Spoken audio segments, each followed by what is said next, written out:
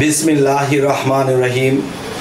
হে সমস্ত জগতবাসী, আজ আমি শামীম আলী চিশতি আপনাদের সামনে যে আলোচনাটি নিয়ে হাজির হলাম, সেই আলোচনাটি জ্ঞানী গুণীদের জন্য এবং মুসল্লিদের জন্য, সাধকদের জন্য, তরিকাপন্থীদের জন্য, যারা বায়াত হবে তাদের জন্য, এবং যারা বায়াত হয়েছেন তাদের জন্য, এবং যারা সাধনায় অগ্রসর হতে পারছেন না, নিজকে চিনতে পারছেন না, তাদের জন্য আজকের এই আলোচনাটি। অবশ্যই খেয়াল করে শুনবো, যাতে করে আমাদের জীবনে আমরা খুব সুন্দর করে অগ্রসর হতে পারি, যেন আমরা কখনো আটকা না পড়ি। এই জন্য আলোচনাটি হলো যে মানুষ কিন্তু একটা কথা বলে থাকে, নগদ যা পাও হাত পেতে নাও, বাকির কথা শূন্য। এই কথাটাই আসলে মিথ্যা নয়।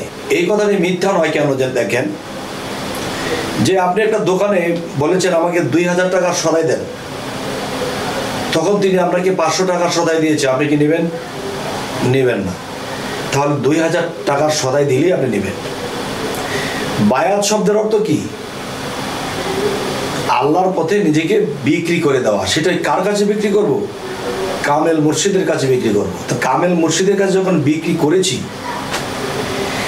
আমি যখন আমার নিজেকে বিক্রি করে দিয়েছি, এর বিনিময়ে সেই মুর্শিদ আমাকে কিছু দেবে সেই বায়াতের দিন। আর না হয়তো গুরু হয়ে থাকবে চিরকালের ঋণ, যদি আমাকে সেই জিনিসগুলো না দেয় বায়াতের দিন।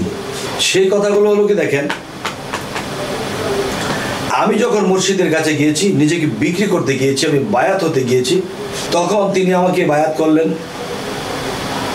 কালেমা পাঠ করিয়ে দিলেন বা বিভিন্ন কথা বলে দিলেন, হয়ে গেছে বায়াত। আমি বলবো না, বায়াত হয়নি, হাকিকতের দেশের বায়াত হয়নি। তাই বলে থাকি, অমূল্যধন বিক্রি করে বিনামূল্যে পাবি রে, মারেফাতের দেশে যদি যাবি রে। তাহলে অমূল্যধন কি? আগের আলাপে বলেছিলাম, আমার দেহ মন প্রাণ, আমার দেহের মধ্যে আমার আত্মা মন প্রাণ সমস্ত কিছু মিলিয়ে কিন্তু দামি বস্তু। তা দেহের মধ্যে না থাকলে আমার দেহের 2 টাকারও মূল্য নেই। তাই বলবো যে আমার সর্ব অঙ্গ থেকে শুরু করে বাহিরে আমার যা কিছু আছে এবং না আছে, সমস্ত কিছু আমি আমার পীরের কাছে অর্পণ করিলাম, মুর্শিদের কাছে অর্পণ করিলাম। তো সমস্ত কিছু যখন বিক্রি করে দিলাম, তাহলে তিনি আমাকে বিনামূল্যে কি দেবে?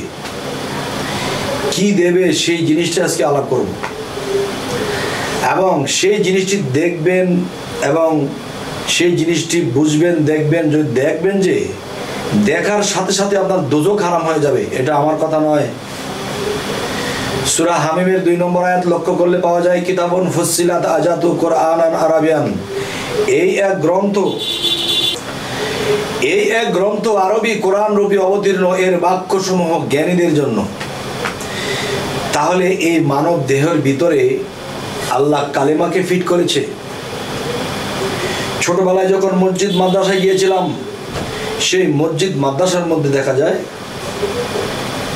যেই ইমাম সাহেব দেখিয়ে দিয়েছে, বাবা কালেমা পাঠ করো। আর সেই কালেমাটি দেখিয়েছিল কোথায়? কায়দার মধ্যে। এখন আমরা কালেমাকে দেখব কোথায়?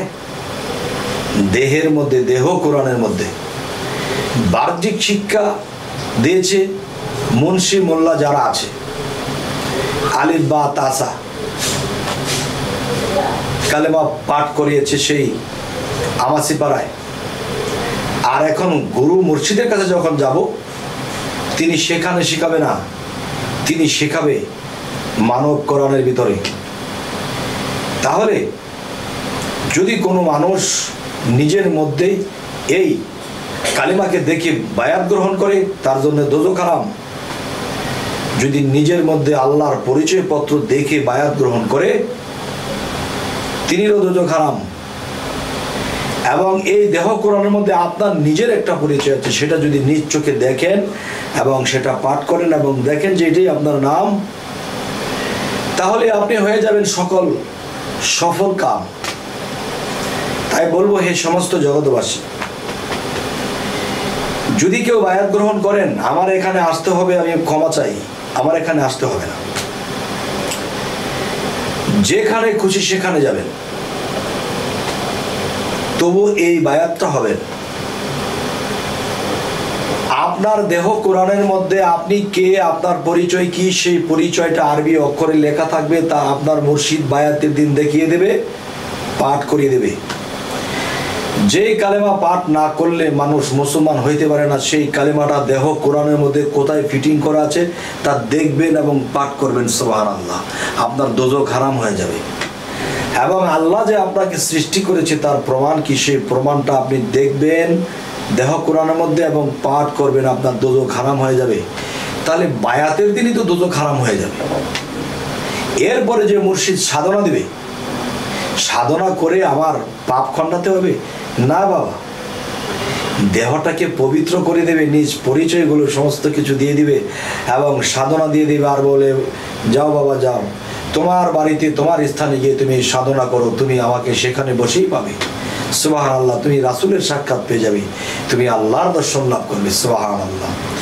তবে হে সমস্ত জগৎবাসী, দেখুন আমি অনেক দিন ধরে এই আলোচনাগুলো করছি, কিন্তু মানুষ কিন্তু এটা শুনছে, কিন্তু কেউ গ্রাহ্য করছে তো কেউ করছে না। যে গ্রাহ্য করছে সে অবশ্যই খোঁজাতে নেমে গেছে, আর যে থেমে গেছে তার দ্বারা আর কিছুই হবে না।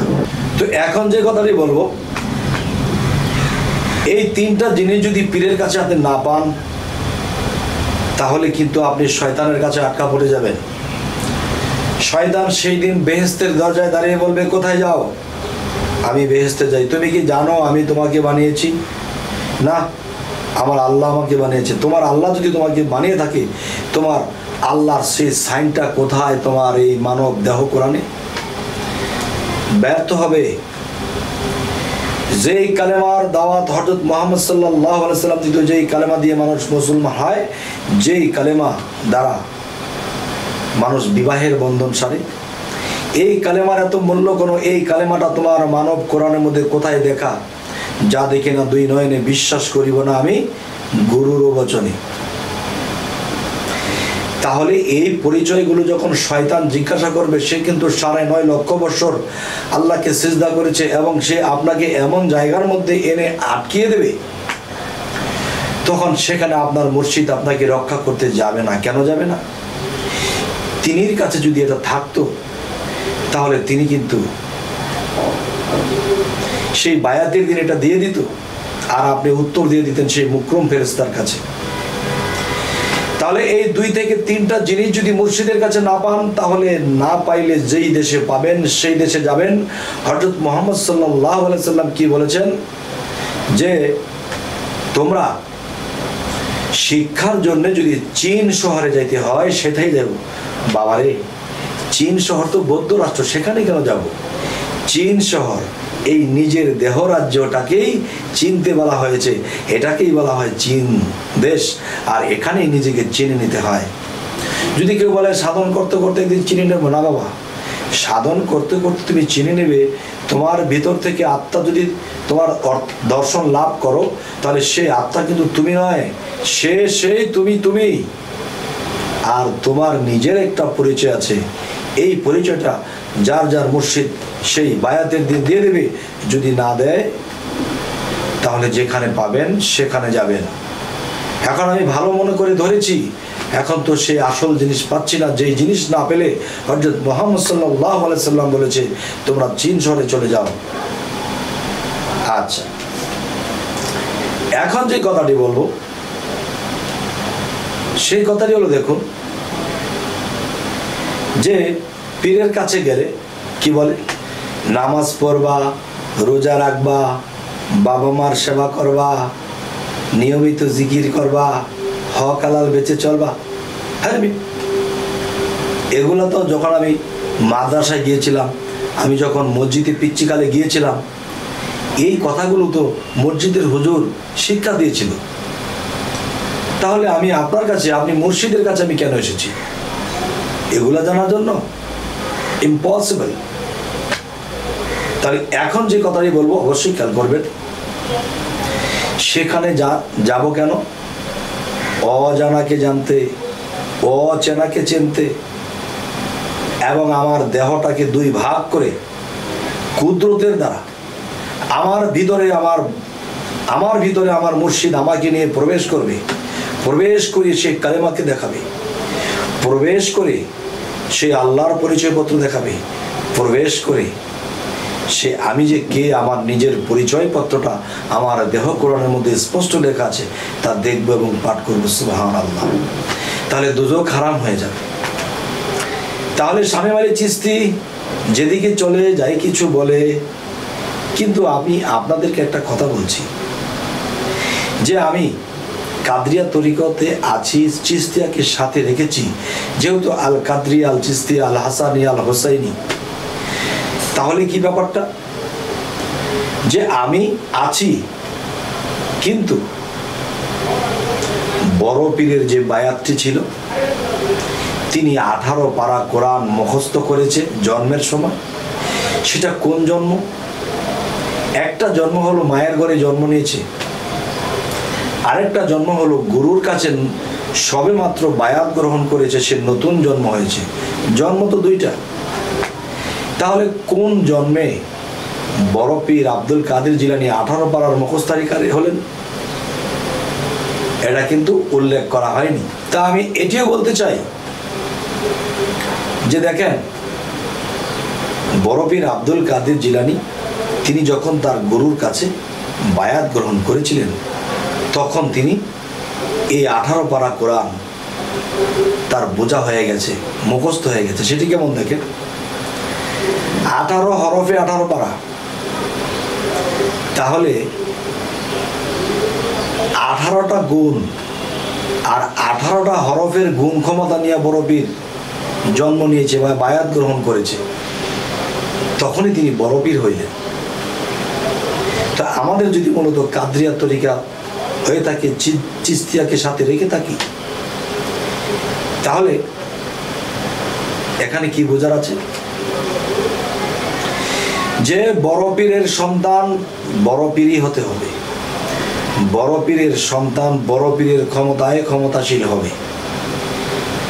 আপনার শিক্ষাগত যোগ্যতা যতটুকুই থাকুক বা না থাকুক, আপনার পিতার সম্পদ কিন্তু আপনি পাবেন। তাহলে আজকের পর থেকে যারা বায়াত গ্রহণ করেছেন মুর্শিদের কাছে এই জিনিসগুলো চেয়ে নিন। নাহলে 9.5 লক্ষ বছর মুকরম আল্লাহকে সেজদা করেছে, সে কিন্তু আল্লাহর সাথে কন্ট্যাক্ট করেছে। তোমার কোনো বান্দা যদি এই পরিচয়পত্রগুলো দিতে না পারে তাদেরকে আমি জাহান্নামের টিকিট ধরিয়ে দেব, এবং তার মুর্শিদ এখানে বাঁচাতে আসবে না। কেননা তার মুর্শিদের কাছে যদি থাকতো তাহলে তিনি আসতো এবং বায়াতের দিন দিয়ে দিত। যাই হোক, এই সমস্ত জগতবাসী, আমার এখানে বায়াতটা আমার চেষ্টা এটাই চলে, চেষ্টা নয় শুধু, যে আমার মুর্শিদ আমাকে দয়া করেছে, আমি মানুষকে এই জিনিসগুলো দেখিয়ে বায়াত গ্রহণ করিয়ে দিতে হয়। কে আপনি? যদি বলেন আপনি এমুক, সেই নামটি আপনার দেহ কোরআনের মধ্যে কোথায় লেখা? যদি বলেন আমাকে আল্লাহ সৃষ্টি করেছে, শয়তান বলতেছে শয়তান সৃষ্টি করেছে, তারও কিন্তু প্রমাণ আছে। আল্লাহর হুকুমে সে দেহ বডি বানিয়েছিল। আর যদি বলি আল্লাহ সৃষ্টি করেছে, তাহলে আল্লাহর পরিচয়পত্রই আমার মানব কোরআনের মধ্যে রাখা হয়েছে। তাহলে এই পরিচয়পত্রগুলো যদি কোনো মুর্শিদ দিয়ে দিতে পারে, নির্দ্বিধায় মুরিদ হয়ে যান, নির্দ্বিধায় বায়াত গ্রহণ করুন। কারণ কালকে পরশুদিন বেঁচে থাকবেন এর কোনো গ্যারান্টি নেই। আর বায়াত ছাড়া মানুষের কোনো কুল দিক পাবে না। আকাশে গুড্ডি উঠতেছে, নাড়ায় আছে একজনের হাতে, সে পেঁচিয়ে পেঁচিয়ে দূরে নিচ্ছে, কাছে আনছে। আমরা পৃথিবীতে এসেছি নাড়াইয়ের মতো, আল্লাহ আমাদেরকে চালাচ্ছে। কিন্তু এই নাড়াইটা কারো হাতে থাকতে হবে, মুর্শিদের হাতে থাকতে হবে। আর মুর্শিদের হাতে যদি সেই সুতা এবং নাড়াই না থাকে, তাহলে এই গুড্ডি কোথায় পড়ে, কোথায় তার স্থান, তার কোনো ঠিক নেই। আর যদি নাড়াইয়ের সাথে, সুতার সাথে, সেই গুড্ডির সাথে লাগানো থাকে, তাহলে কিন্তু যখন আকাশে ঝড় তুফান উঠবে তখন কিন্তু গুড্ডিকে আস্তে আস্তে গুছিয়ে কাছে নিয়ে চলে যাবে, গন্তব্যে চলে যাবে। ঠিক আমরা আলমে আরওয়াতে ছিলাম জন্মের আগে, সেখান থেকে এসেছি আমরা এই ভবপুরে। তাহলে আবার আমাদের গন্তব্যে পৌঁছাতে হবে, এবং সেই গন্তব্যে পৌঁছাতে হলে আমাদের কি করতে হবে? সেখানে পৌঁছাতে হলে আমাদের মুর্শিদের কাছে যাইয়া আমরা সেই সাধনা নেব, এবং আমাদের মধ্যে 3টা পরিচয়পত্র নিয়ে নেব, আর না হয় কোনো কুল দিক হবে না। তবে যাই হোক, হে সমস্ত জগতবাসী, আজকের আলোচনা শুনে কি আপনারা বেজার হয়েছেন না ভালো লাগলো? যদি ভালো লাগে অবশ্যই আমাদের এই চ্যানেলটিকে সাবস্ক্রাইব করে নেবেন এবং আমাদের সাথেই থাকবেন, যাতে করে পরবর্তীতে আপনাদের সাথে আবার সাক্ষাৎ হয়ে যায়। সকলেই ভালো থাকবেন। আল্লাহ হাফিজ।